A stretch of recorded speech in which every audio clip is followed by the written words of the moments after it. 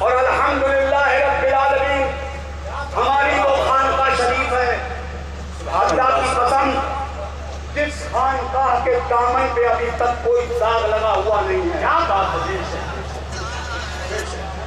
ہم سینہ ٹھوک کر کیا بات ہے ڈنکے کی چوٹ پر پورے بھارت میں اپنی خانقاہ کی پاکیزگی اور طہارت کا اعلان کرتے ہیں. جی اللہ کی قسم نہ ہماری خانقاہ کا کوئی جواب ہے اور نہ ہمارے خانقاہ کے وارثان کا کوئی جواب ہے. لاجواب ہیں یہ لوگ. ان کی زندگی آپ نے سرکار میر طاہر کی زندگی کے نہ جانے کتنے دن دیتے ہوں گے، کتنے لمحے دیتے ہوں گے. کیا سادگی دیکھ کے رسول اللہ کی سادگی یاد نہیں آتی؟ ان کی منکسر المزاجی، ان کا تواضع، ان کا انکسار، اللہ اکبر. ٹوٹی ہوئی چار پائیوں پہ بیٹھے ہوئے میں نے اپنی آنکھوں سے دیکھا ہے.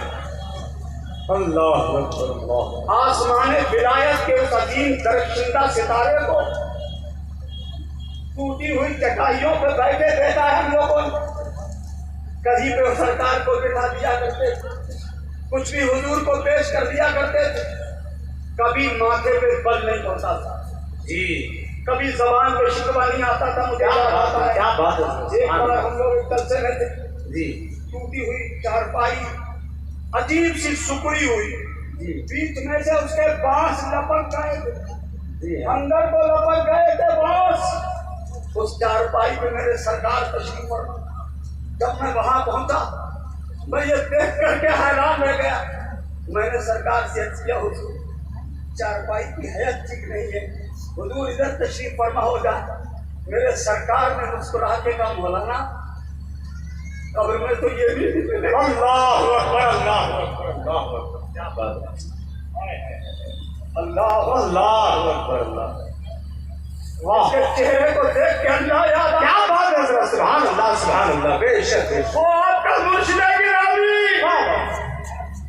آج ان کی تربت پاک میں کھلے آسمان کے نیچے یہ عظیم خانقاہ کا تصور جی سرکار صاحب سجادہ کی دل و دماغ پہ پتہ نہیں کب سے چھایا ہوا کہ ہم اپنی خانقاہ کو عظیم تزئین دیں گے، اسے رونق بخشیں گے، اس کی ایک شاندار عمدہ عمارت تعمیر کریں گے اور سارے مزارات کا ایک ہی گنبد بنائیں گے.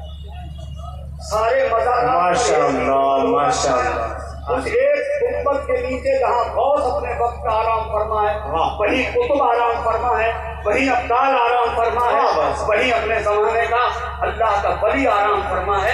یہ تمام اولیاء اللہ ایک گنبد کے نیچے جلوہ افروز ہوں. سبحان اللہ. یہ نقشہ بنایا گیا ہے، مجوزہ عمارت ہے، اس میں پیسہ لگے گا.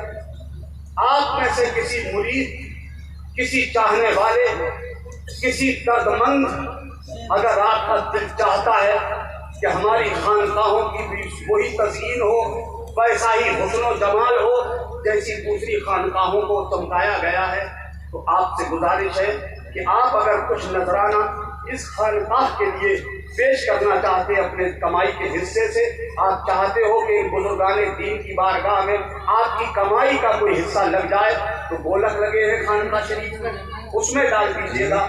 اور چاہے تو براہ راست حضور صاحب سجادہ کو آپ ارسال کر سکتے حضرت کے ہاتھوں میں، یہ کہہ کر کے آپ دے سکتے ہیں کہ حضور یہ خانقاہ شریف کے لیے ہے. اور اس کے علاوہ جب خانقاہ کی تعمیر شروع ہو تو کوئی بھی سامان دے سکتا ہے، سیمنٹ دے سکتا ہے، سریا دے سکتا ہے، ریتا بجری دے سکتا ہے، کچھ بھی لا کر کے پیش کر سکتا ہے. عزیزان گرامی یہ آپ کر سکتے ہو. یہ خانقاہ کی تعمیر بہت ضروری ہے. یہ پلان انہی لوگوں کے دماغ میں آتا ہے جو قوم کی تعمیر کرنے کا جذبہ رکھتے ہیں. سبحان اللہ. تعمیری ذہن ہے حضور صاحب سجادہ. اتنی سی قلیل عمر میں، اتنی چھوٹی سی عمر میں اللہ اکبر کتنے بڑے کارنامے انجام دیے ہیں. یہ عرس میں آتے ہوئے یہ دیوانوں کا سیلاب اس بات کی خمازی اور دلالت پیش کر رہا کہ حضور سیدی سہیل ملت کی یہ محنتوں اور کاوشوں کا نتیجہ ہے کہ آج پلگرام شریف جو صرف کتابوں میں محدود تھا، جو کتابوں میں علماء پڑھ کر اپنے دل کو چلا بخش لیتے تھے، آج پلگرام صرف کتابوں میں نہیں زمین پہ اتر چکا ہے، گھر گھر پلگرام پہنچ چکا ہے، گھر گھر پلگرام پہنچ چکا ہے۔ حضور صاحب دیکھیے 23 نمبر کمرے میں اس وقت جی جو صحابی خانقاہ شریف کو پیش کرنا چاہتے ہیں وہ یہاں نہ دے، گولک رکھی ہے وہاں خانقاہ شریف میں گولک ہے، اس گولک میں ڈال دیجیے، جی ہاں یا پھر اپنے پاس سے لا کر کے سیمنٹ سریا جو بھی اس میں مٹیریل لگنا ہے اس مٹیریل کو آپ دے سکتے ہیں۔ مزدوروں کے لیے مزدوری لگے گی، اس کے لیے آپ حضرت کو الگ سے یہ کہہ کر کے حضور یہ خانقاہ شریف کی تعمیر کے لیے ہے جی اس کو آپ دے سکتے ہیں۔ میں بات جھنڈے کی کر رہا تھا، وقت نہیں ہے، جی اب جھنڈا آئندہ سال کی جی ہاں انشاءاللہ تعالی۔